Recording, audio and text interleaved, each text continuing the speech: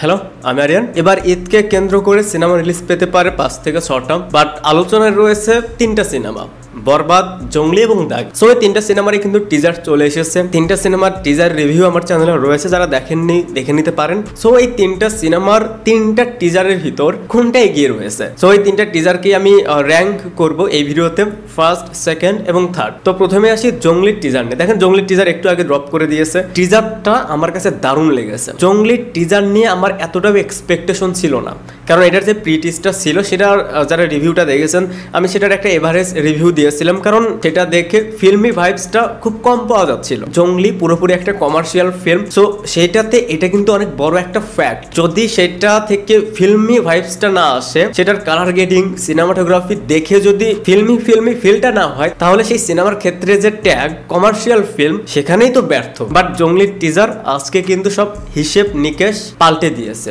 Yes, জঙ্গলির teaser বেশ ভালো ছিল, স্পেশালি সিয়াম আহমেদ। পুরো টিজারটা ক্যারি করেছে সিয়াম আহমেদ। আই থিঙ্ক জঙ্গলির টিজারটা নিয়ে পজিটিভ রিভিউ আসবে সবার কাছ থেকে। এবার আসছি দাগি। দেখেন দাগির টিজারটা অনেকের কাছে আমি দেখলাম সিনেমা মনে হচ্ছে না, নাটক মনে হচ্ছে। দেখেন এটা যার যার ব্যক্তিগত ব্যাপার, কে কিভাবে দেখছে সেটা তাদের ভীষণ। বাট ফিল্ম কিন্তু শুধুমাত্র একটা জনরাতেই আবদ্ধ নয়, যে শুধু অ্যাকশন থাকবে, নাচ গান থাকবে। দেখেন সেটাও ফিল্ম। আবার দাগি, সেটার যে মেকিং হতে যাচ্ছে, সেটার যে গল্প হতে যাচ্ছে, সেটাও সিনেমা। সো সিনেমা কিন্তু জাস্ট একটা স্পেসিফিক বিষয়বস্তুর উপর হয় না, বা একটা জায়গাতেই আবদ্ধ থাকে না। এটার বিভিন্ন জনরা থাকে, বিভিন্ন ক্যাটাগরি থাকে। সো যারা বলছে তাদের ভিতর কেউ জেনে বলছে, তাদের ভিতর কেউ না জেনেই বলছে। যাই হোক, দাগির টিজারটাও বেশ ভালো ছিল, আমার কাছে ডিসেন্ট লেগেছে। সেটা নিয়ে অনেকের নানান রকমের সমালোচনা থাকতে পারে, ক্রিটিসিজম থাকতে পারে, বাট দাগির টিজারটা কিন্তু বেশ ভালো ছিল। অ্যান্ড লাস্ট, বরবাদ। বেশি কিছু আই থিঙ্ক বলতে হবে না, এটা ম্যাসিভ ছিল।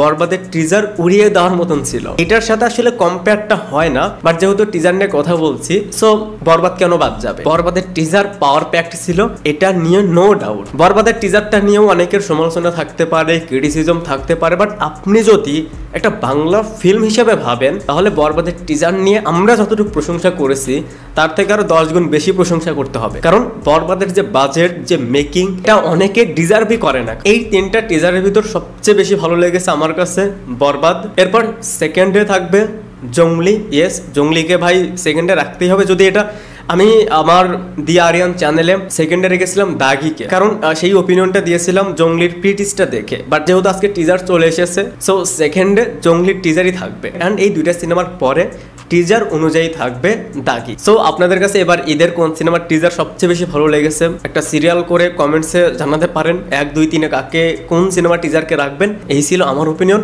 আর হ্যাঁ, এই চ্যানেলটা এখনো যারা সাবস্ক্রাইব করেননি, কেন করেননি, প্লিজ সাবস্ক্রাইব।